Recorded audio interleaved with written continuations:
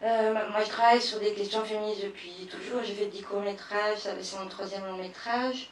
Moi, comme vous, je pensais que, enfin, je suis née avec le droit à la sécu, le droit à l'avortement, le droit au projet payé, enfin tout ça, ça faisait partie d'un package. Et, euh, et je suis devenue vraiment féministe avec les histoires de corps, voilà. Enfin, j'ai compris que j'étais une femme à 12 ans, la première fois que je me suis fait emmerder dans la rue, donc ça a été un grand choc quand même cette histoire. Et comment dire ça, je cherche des sujets comme ça autour du corps, quoi, voilà. Et, et le MLAC, vraiment ça m'a passionnée, et ça m'a encore plus passionnée parce que je trouvais pas grand chose dans les livres d'histoire, y compris de l'histoire du féminisme. Et j'ai eu la chance de rencontrer une jeune chercheuse qui venait de faire une thèse pendant 5 ans de 800 pages sur le MLAC. Et donc je me suis plongée dans cette thèse qui est un matériau passionnant. Et à partir de cette thèse, j'aurais pu faire 200 films différents parce que c'est une thèse vraiment très riche du point de vue politique. C'est une femme qui a rencontré des tonnes de médecins, non-médecins, militants, militantes sur toute la France, vraiment. Donc c'était très complet. Et j'ai saisi, moi, ce qui m'a le plus passionnée, c'est-à-dire le fait que des femmes ordinaires entraient en politique sans éducation politique ou théorie, et qui étaient vraiment là par pure solidarité qui ne supportaient pas que d'autres femmes vivent mal cet événement de l'avortement. Et à partir de là, j'ai construit des personnages de fiction d'après des témoignages. Et après, dès que j'ai eu un scénario à peu près correct, je suis allée voir d'anciennes militantes du MLAC que j'ai rencontrées et qui ont relu en me disant on n'aurait pas dit ça. J'ai vraiment cherché le plus juste. Et après, elles m'ont appris le geste. Ça a été un moment très très émouvant que j'ai appris à mes actrices et mes acteurs. Et donc ça a créé quelque chose de... Ça nous a scellés quoi, dans l'équipe. Il y avait un truc... une grande responsabilité quoi, d'un seul coup.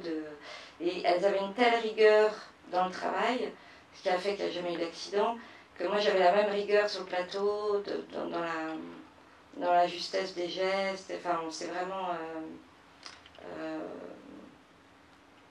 je sais pas comment, on a vraiment été habité par le sujet, toute l'équipe, quoi. Donc, et Laure, c'est mon troisième film avec elle, on est très amis.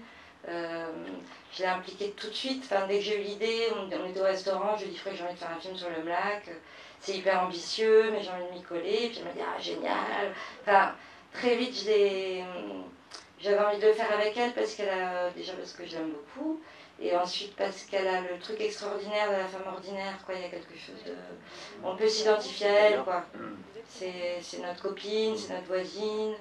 Elle est très charismatique tout en étant extrêmement humble. Bon, moi je l'adore, hein, je vais vous dire que oui, des trucs. Et d'ailleurs, tu fais partie des cinéastes pionnières qui ont cru en elle dès le début, parce que elle tourne depuis très longtemps, alors qu'elle a mis, enfin quand même depuis pas mal de temps. On l'a vu dans plein de films, elle avait des bons rôles, tout ça, mais toujours des choses bien. Et toi, tu fais partie de ces cinéastes qui ont toujours, dès le début, cru en elle. Et c'est vrai que maintenant, elle a explosé depuis Antoinette dans les Cévennes. Ah, c'est depuis 10%, c'est Non, ça. non, il y a eu 10%, mais il y a eu au cinéma, en tous les cas, c'est vrai qu'il y a eu Antoinette, et c'est là que tout le monde a compris vraiment qui est. Et maintenant, tout le monde se l'arrache, hein, elle est dans tous les films français. Mais c'est vrai qu'elle apporte une énergie incroyable. Et d'ailleurs, comment tu travailles avec tes comédiennes? Parce que... Bah, ça dépend lesquelles, parce que Rosemary Stanley, qui est plutôt une chanteuse. C'est une chanteuse, hein, c'est ça, Rosemary Stanley. C'est la chanteuse de Moriarty. Bah oui, oui, qui est une super, super chanteuse. Ah bah, je suis vraiment allée la voir parce que j'adorais l'écouter et que j'avais envie d'une... Enfin, moi je suis totalement groupie, donc j'y suis allée au culot. Donc je dirige pas pareil, Rosemary Stanley dans ses premiers films et Laure Calamy, ni Zita, ni... Enfin c'est... donc c'est très compliqué de parler de ça, mais en gros, je pense que j'établis une relation de confiance immense, et dans la confiance, du coup, les choses circulent, quoi. Tu avais construit un casting bien précis dès le départ, tu savais vraiment tous les rôles principaux, tu voulais travailler. Tous les rôles principaux, et pour tous les rôles de femmes qui sont magnifiques, je trouve. J'ai travaillé avec un directeur de casting qui s'appelle David Bertrand et qui m'a présenté plein de jeunes actrices que je connaissais pas et c'était super. Et comment on travaille cette représentation des années 70 comme ça? Enfin, qu'est-ce que tu avais toi dans ta tête quand tu as écrit le film, quand tu as commencé à réaliser, à travailler avec le décorateur, tout ça? Qu'est-ce qu'il fallait qu'on comprenne à l'écran? Bah, je voulais. Ah, c'est un peu en opposition en fait. Enfin, de la même façon que je fais souvent les films que j'ai envie de voir, je fais aussi les films en opposition à ceux qui m'énervent, quoi. Et les années 70, quand je les vois au cinéma, je trouve que ça ressemble pas aux albums photos de famille du tout, du tout. C'est-à-dire qu'en 74, tu peux effectivement avoir un papier peint qui date de 66, parce que tu ne refais pas ton papier peint tous les ans. Et t'as pas forcément la dernière chemise à la mode. Donc on a vraiment construit le truc sur quelque chose de très réaliste, de provincial, de simple, de populaire. À part bon, la grande bourgeoise chez qui on est à un moment donné, mais et puis après c'est aussi un film de débrouille parce qu'on n'avait pas un gros budget, donc il y a peu d'extérieur. C'est très réussi, hein, je sais pas ce que vous en pensez, mais dans le film, je trouve qu'on est tout de suite dans l'ambiance, il y a toujours quelque chose de... C'est très fort tout de suite, quoi, parce on adhère, nous, enfin, il y a à la fois ce côté, pas que c'est pas de la nostalgie, mais il y a quelque chose quand même de très sensible à cette époque-là, enfin, sur les attitudes, sur la musique, sur les fringues, sur des choses comme ça, qui symbolisent aussi l'histoire de cette histoire, entre les luttes du planning familial et les luttes de Simone Veil, des femmes et de la politique, mais Simone Veil, et c'est quand même pas toujours réussi dans les films, et là, il y a quelque chose de très qui est simple et qui passe bien. Mais qui est hyper intéressant parce que même juste vous allez sur le site de l'INA, on a accès à plein d'archives, des micro-trottoirs, des machins, des reportages, et on voit à quel point aujourd'hui, dans nos intérieurs, on est encombré de merdouilles qu'on achète, dont on ne se sert pas en plus. Et les années 70, il y avait vraiment chaque objet servait à quelque chose. Dans nos placards, on avait capules, enfin, il n'y avait pas cette quantité de l'hyperconsommation qu'on a aujourd'hui. Donc c'est des logements assez dépouillés finalement. C'est pas... Enfin, il suffit de regarder les albums photos qu'on a tous dans nos familles. Alors c'est marrant parce qu'ils ressortent un film, là, il y a Splendor Film là, qui va ressortir je pense que dans la salle il y en a plein qui doivent connaître le film. C'est Sois belle et tais-toi de Delphine Seyrig. Et le film va ressortir là en salle le mois prochain. Et tout, c'est une curiosité. Hein, c'est un bijou ce film. C'est un bijou et on voit Delphine Seyrig dans le film. C'est à propos du film. Je voulais savoir si la scène où le médecin se met à la place d'une femme, les pieds dans l'étrier, c'est une scène de fiction ou si ça vient d'un témoignage. C'est drôle en tous les cas. En fait, j'ai inventé, mais toutes les anciennes du MLAC m'ont dit « Ah, on aurait dû faire ça, c'est génial !» Ça va, j'assume. J'aurais tellement aimé que ce soit pas fiction. En fait, je sais plus très bien si je l'ai inventé ou si on l'a raconté, mais en tout cas, c'est... Non, mais c'est drôle. En fait, je sais plus, parce qu'à un moment donné, je me suis tellement documentée, mais plein de femmes du MLAC m'ont dit « Ah, j'aurais aimé le faire, donc je sais plus. » Mais j'avais besoin de... En fait, en faisant un film, je voulais surtout pas que ce soit un film qui n'intéresse que les femmes, parce que c'est pas le but. Et donc, je voulais que tous les hommes puissent s'identifier avec le mari d'Annie, avec les médecins, avec... voilà, parce que sinon, ça sert à rien. Voilà. Ah non, c'est un grand film, moi je trouve populaire, qui pourrait vraiment péter la baraque, parce que si tout le monde... Non mais je pense que si tout le monde pouvait aller voir ça, c'est une comédie familiale, enfin en même temps c'est un film... il faut voilà, il y avait des enfants là tout à l'heure. Hein. Ouais, moi j'ai eu plusieurs enfants de 10-12 ans pour le film, il n'y a pas eu de problème. Ouais, ça va, c'est plutôt un film qui peut plaire à un public très large. Oui, hein, je pense, c'est ce que je suis en train de penser. Ouais. Je pense que c'est pas mal d'avoir une discussion avant ou après quand même, pour les enfants. Quoi. Oui. Je tenais à vous remercier déjà pour ce super film, que je trouve très très humain. Et justement, étant donné que c'est un film qui est très humain, j'imagine que vous avez quelques anecdotes de tournage sympathiques, des histoires à raconter, parce qu'il y a tellement de choses qui se passent et c'est tellement beau. Voilà, c'était juste pour savoir si vous aviez un petit... J'en ai beaucoup. Faudrait être plus précis dans les questions. Parce que...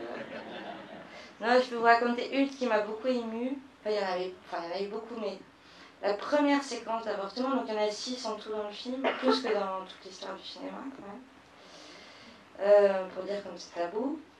Il y a une femme qui s'appelle Brigitte, une ancienne du MLAC du 20e arrondissement de Paris, qui donc a sorti la valise de sous son lit avec tout le matériel en me disant j'aimerais bien le mettre dans un musée mais on n'en a pas. Ça m'a bien marqué. Puis elle a sorti tout le matériel pour m'expliquer le geste, donc ça a été très compliqué cette histoire d'apprendre le geste quand même, parce qu'elle m'a appris, après je me suis filmée à faire semblant sur ma première assistante, je lui ai montré la vidéo, elle m'a dit non, le geste c'est plus comme ça. Enfin, on a été très très rigoureuse. Et je lui avais demandé de passer sur le tournage, le tournage du premier avortement, donc c'était je sais pas, au bout de 15 jours de tournage peut-être. Et elle est arrivée au moment où tout était installé dans le décor, avec une femme allongée, etc.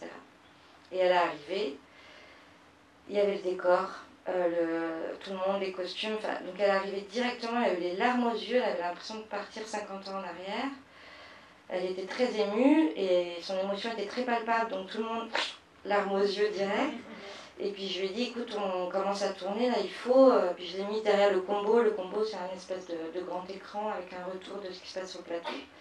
Et on a tourné une première prise. Et elle est arrivée sur le plateau, puis elle s'essuyait les yeux tout en étant très souriante, en disant non, ta main elle est trop haute. Parce que nous on avait un espèce de système de matelas qui était sous les fesses des actrices, dans lesquels, dans le matelas, on pouvait rentrer les outils pour qu'on ait l'impression.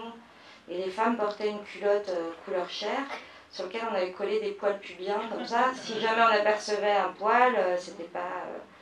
Et surtout les actrices étaient à l'aise, les gens m'écartaient, c'était l'idée. Et donc elle est arrivée, elle a corrigé tout ça, et puis et quand elle nous parlait, tout le monde pleurait. Mais c'était pas... c'était bouleversant en fait, parce qu'elle a été tellement... En fait, je pense que tout le temps, la préparation, je venais la voir avec le scénario, et puis je revenais avec... c'était quand même un peu abstrait, et puis c'est une femme bien sûr qui connaissait rien à un tournage. Et je pense que quand d'un seul coup on débarque sur un plateau, où il y a 80 personnes en train de bosser, puis il y a vraiment les années 70 qui sont arrivées d'un coup, et c'était très fort, c'était un moment...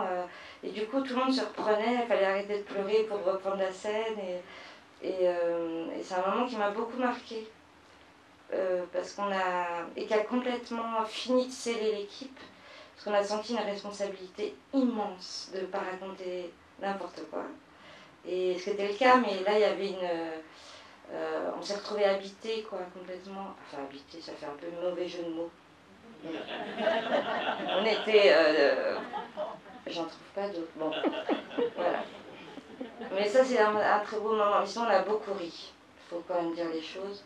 Parce que c'était quand même des séquences très émouvantes. Et donc, on a beaucoup ri. Avec Laure, de toute façon, on ne peut pas ne pas rire 10 minutes d'affilée. Donc... Oui, je voulais commencer par vous féliciter par ce film qui décrit très bien la solidarité féminine. J'ai trouvé ça magnifique. Je voulais saluer le travail du planning familial, mais je voulais aussi parler, parce que je suis sage-femme et je travaille dans un centre de planification, dans un hôpital. Et on voit l'arrivée de l'hôpital dans l'avortement dans ce film. Et je voulais aussi dire qu'à l'hôpital, même si ça fait peur, on peut faire des choses magnifiques. Et que dans les centres de planification des hôpitaux, même si c'est difficile, même si on a du mal à constituer des équipes de médecins encore motivés, il y a beaucoup de sages-femmes qui s'impliquent énormément et qu'on essaie de faire un travail plein d'humanité et de respect et d'écoute et de solidarité, et que voilà, il ne faut pas non plus avoir trop peur de l'hôpital. Il a sa place à jouer dans ce moment-là, et il y a beaucoup d'écoute aussi qui sont possibles dans les équipes. On intervient aussi dans les milieux scolaires, donc voilà, on essaie quand même aussi d'exister et de venir en complément de ce qui se passe dans les plannings familiaux, dans l'Institut Simone Veil, etc. Je pense qu'il y a de la place pour tout le monde, et il y a des besoins partout, et qu'à l'hôpital aussi, ça peut être humain, même si c'est pas facile. Merci beaucoup de le rappeler, mais là, c'est pas partout comme ça. C'est ça le problème. Il y a vraiment des endroits où les femmes sont reçues n'importe comment, quoi. Sarah, tu voulais peut-être ajouter quelque chose sur l'équipe du... Non, je pense que tout a été dit. Après, pour l'équipe du planning familial, ce qui est important, c'est à savoir, c'est qu'on continue à fonctionner avec des bénévoles aussi. On n'est pas que salariés, qu'elles soient médecins, sages-femmes, d'une autre profession, en communication, Romaine, je te vois. On a besoin aussi de tout le monde. Voilà. On est une association féministe et d'éducation populaire, et le but c'est qu'on continue à exister le plus longtemps possible. Et par manque de moyens aussi, c'est vrai qu'on a un médecin bénévole, du coup Daniel, et une sage-femme, maintenant, parce qu'on a eu des médecins bénévoles pendant très longtemps, Marie-Christine, Annie-Laurence qui est là, et plein d'autres d'ailleurs, qui ne sont pas là aujourd'hui, et toujours une sage-femme qui est bénévole, qui fait des consultations toutes les semaines. Voilà. Ben, merci beaucoup. Merci Blandine. Merci beaucoup. Merci Sarah. Merci Tani. Moi, merci Pierre. Merci à...